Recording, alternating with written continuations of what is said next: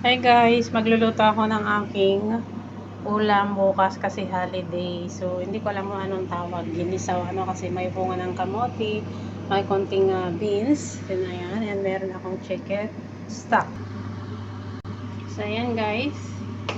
Lagay ko ng aking mga ingredients. Kailangan may pagkain na akong naluto para bukas kasi walang mga amoy. Kahit nasa sala sila ay may pagkain na ako. Mahirap maggutuman. Ayaw ko yung kain lang ng bread, itlog, biscuit. Sila, national ano kasi bukas, National Sports Day dito. Kasi kakakain sila sa labas. Siyempre ayaw ko naman na pagdating nila is may amoy ang bahay.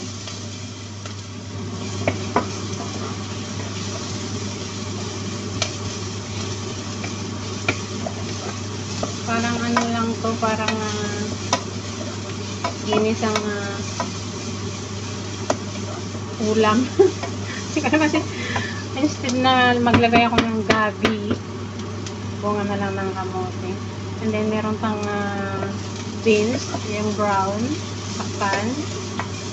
Masarap yan. Very nutrients ang lulog na yan. Lagay na natin yung manok. Konti lang pampalasa ko lang. Hindi ako gagamit ng bubuong. Patis ang aking gagamitin.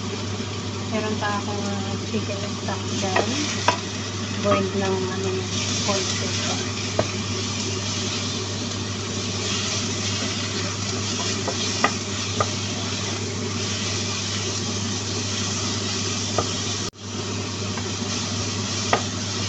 Salita ako ng salita, naputol naman.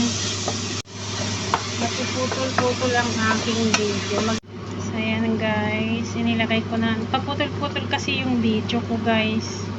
Nilagay ko na lahat-lahat dyan at antayin kong mag-contain sa bawat malaga ang mga yan. Kasi ang mga yan is madudurog naman later.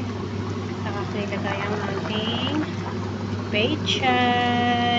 pechay Chinese.